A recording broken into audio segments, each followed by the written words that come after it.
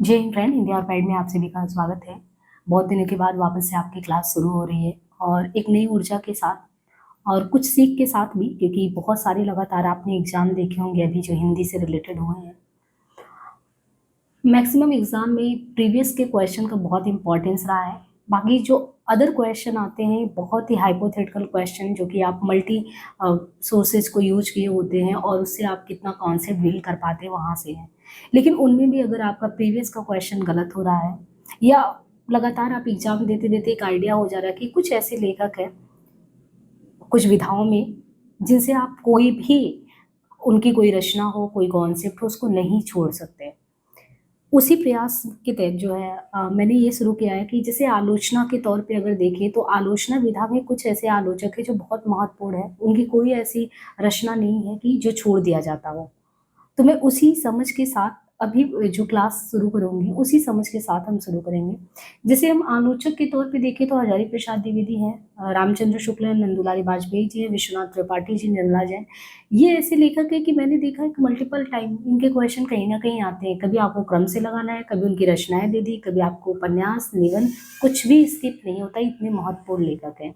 तो अब जो क्लासेज आएगा सिलसिलेवार तरीके से करने के बजाय उन महत्वपूर्ण लेखों को ध्यान में रख के करेंगे, क्योंकि फिर से लगातार न्यू वैकेंसीज टीजीटी पीजीटी और अन्य जो भी वैकेंसीज आने में बहुत ज़्यादा टाइम आपको नहीं मिलने वाला है। तो उसी क्रम में अगर हम देखें आचार्य हजारी प्रसाद द्विवेदी, तो हिंदी साहित्य में अगर आप जब आलोचना विधा के तहत इन्हें देखेंगे तो शुक्ल जी से आप लगातार देखते हैं कि एक टक्कर के साथ ये एक मानवतावादी आलोचक के तौर पे हमारे बीच आते हैं।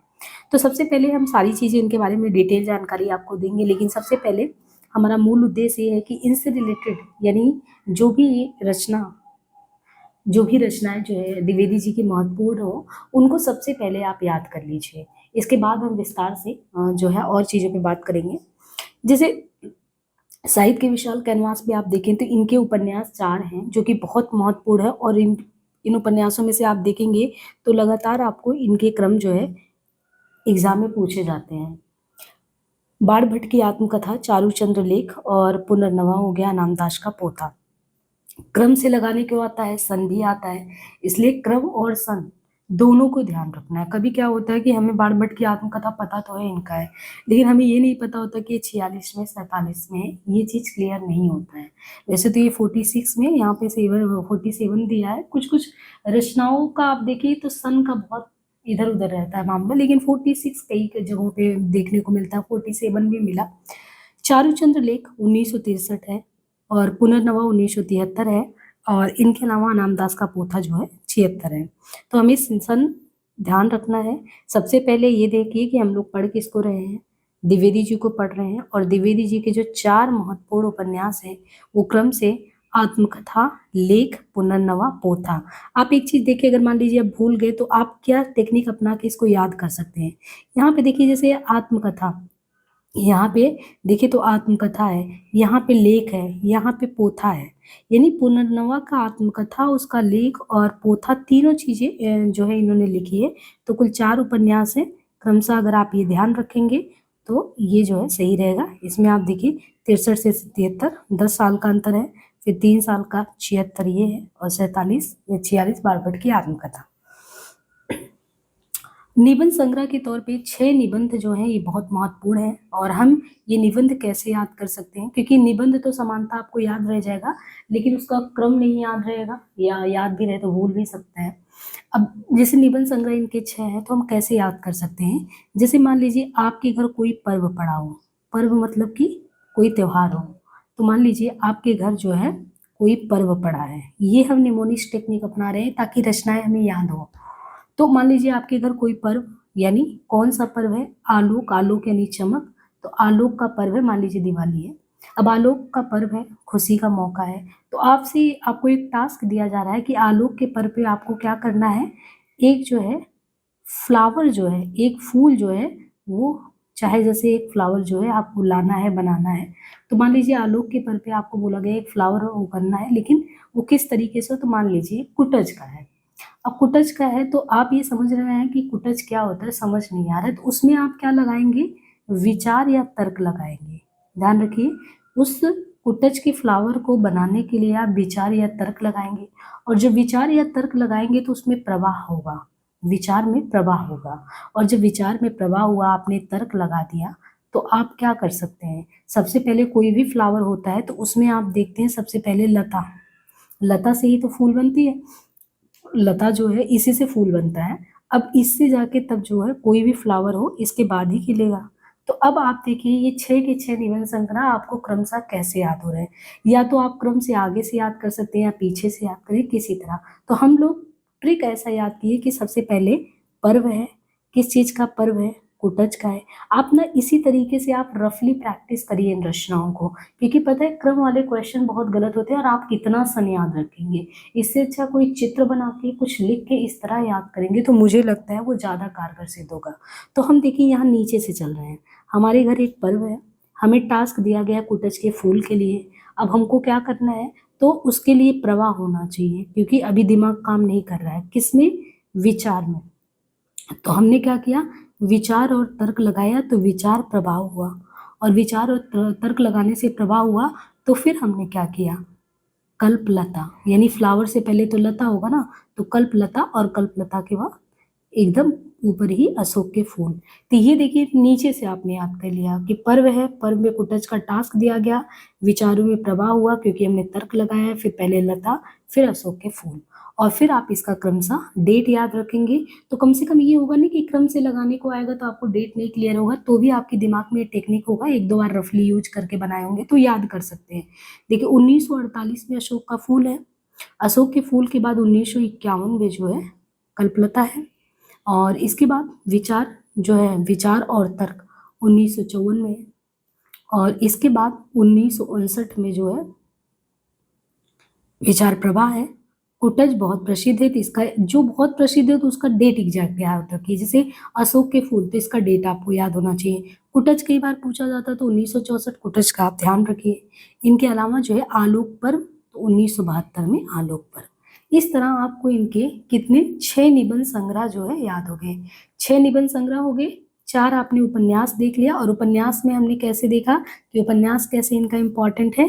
पहले कोई व्यक्ति आत्मकथा यानी पहले कथा लिखता है, कथा लिखने के बाद वो लेख लिखता है, और लेख लिखने के बाद पोथा। इसको भी आप उल्टा ऐसे याद कर सकते हैं कि हमने पहले पोथा लिखा, किसका पोथा लिखा था, पुनर्नवा का पोथा, तो पोथा लिखा, पोथा पुनर्नवा का लिखा, फिर लेख लिखा, फिर आत्मकथा। तो आत्मकथा ऐसे, अगर मान लीजिए पूरा नहीं याद है आपको, इतना ही पहले कथा लिखा था, फिर लेख लिखा था, फिर पोथा लिखा था, तो भी अगर क्रम से आएगा तो आपको डेट नहीं याद है तो भी याद हो जाएगा। एज ए स्टूडेंट मैं बता रही हूँ कि इस तरीके से आप करेंगे तो शायद आपको एग्जाम हॉल में उस समय याद रहे, क्योंकि डेट इतना याद नहीं आता। तो 1946-47 में ये हो गया, 63 में 1963 में लेख, और पुनर्नवा 1973 हो गया, और पोथा 1976 हो गया। अब हमने कुल 10 रचनाएं देख ली। अब 10 रचना के बाद आप देखिए हिंदी साहित्य के इतिहास में इन्होंने बहुत महत्वपूर्ण भूमिका अदा की है। तो इन्होंने सबसे पहले भूमिका बनाया 1940 में। तो हिंदी साहित्य की भूमिका, इनका साहित्य इतिहास ग्रंथ है, बहुत प्रसिद्ध ग्रंथ है, 1940 में है, कई बार एग्जाम में आता है। और हिंदी साहित्य का आदिकाल करके, एक हिंदी साहित्य का आदिकाल करके रचना है, एक हिंदी साहित्य का उद्भव और विकास करके इनकी रचना है। तो आप ये देखेंगे कि जो आदिकाल है, भूमिका तो 40 में बना दिया था, लेकिन 1952 में ही आदिकाल भी है, उद्भव विकास भी है। जो इनका हिंदी साहित्य का आदिकाल रचना है वो बिहार राष्ट्र भाषा परिषद में इन्होंने जो व्याख्यान दिए थे, 5 व्याख्यान, उसी को संकलित करके हिंदी साहित्य का आदिकाल जो है वो संकलित करके वो हमारे बीच आता है। आदिकाल पे विशेष कार्य इन्होंने किया है। तो हमने उपन्यास देख लिया, निबंध संग्रह देख लिया, और साहित्य इतिहास ग्रंथ जो है उसको देख लिया। एक तरीके से अगर देखें तो मूल दर्शन हमने पहले भी बताया, इनका मानवतावादी दृष्टिकोण है। अब देखिए कौन सी चीज आपको, क्योंकि एक आलोचक के तौर पे हमें इनको देखना था, तो उनके जो अनुसंधान ग्रंथ और आलोचना ग्रंथ हैं, जितने भी शोध संपादन हुए हैं, आलोचनात्मक दृष्टि रही है, उस पे हमें बात करनी है। तो आलोचना एवं अनुसंधान में इनका जो पहला साहित्य, इन्होंने सूर साहित्य पे काम किया बहुत विस्तार से, क्योंकि प्रथम रचना ही आलोचना में इनका माना जाता है। तो 1936 में इनका सूर साहित्य आता है, कई बार पूछा गया है। और कबीर पे तो इन्होंने विशेष जो है कार्य किया है 1942 में। कबीर पे बिल्कुल समय भी आपको ध्यान रखना, कबीर 1942, साहित्य का मर्म 1949, कालिदास की लालित योजना 65, मध्यकालीन बोध का स्वरूप 70, और इसी तरीके से अन्य भी और भी जो भी रचनाएं हैं, ललित मीमांसा है, मृत्युंजय रविंद्र है, मध्यकालीन बोध का स्वरूप जो है ये 1970 महत्वपूर्ण है ही। मेघदूत एक पुरानी कहानी, लेकिन ये जो रचना यहाँ पे हमने दिया है वो बहुत महत्वपूर्ण है। सूर साहित्य का आपको समय ध्यान रखना है, क्योंकि पहली रचना 1936 है, कबीर 1942 है। साहित्य का मर्म इन्होंने लिखा है 1949 है। और कालिदास की लालित योजना 65, और इसी तरीके से जैसे लालित योजना इन्होंने बताया, तो ऐसी एक लालित मीमांसा करके भी है।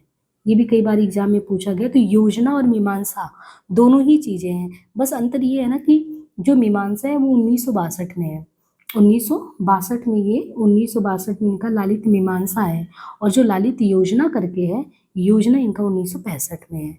मृत्युंजय रविंद्र 1963 में, क्योंकि इनका घनिष्ठ संबंध शांति निकेतन से रहा है, तो शांति निकेतन से गहरा जुड़ाव होने की वजह से इन्होंने रविंद्र करके मृत्युंजय रविंद्र करके 1963 में लिखा था, जिसको भी अनुसंधान या आलोचना ग्रंथ के तहत देखा जाता है। और एक मेघदूत एक पुरानी कहानी भी इनका है, बहुत महत्वपूर्ण, वो भी है। साहित्य सहचर करके है, साहित्य सहचर भी 1965 में है, तो ये भी आलोचना ग्रंथ के तहत ही आता है, साहित्य सहचर 1965।